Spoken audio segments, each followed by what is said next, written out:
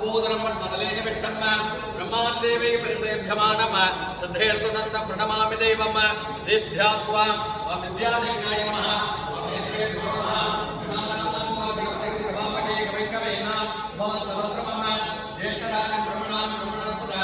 आनन्दं मोदविद्येनां नमः महागणपत्यायामि आवाहयामि महागणपतये नमः आवाहनादिविधानां दत्त्वा अमृतपत्रावसरयित्वा महागणपतये नमः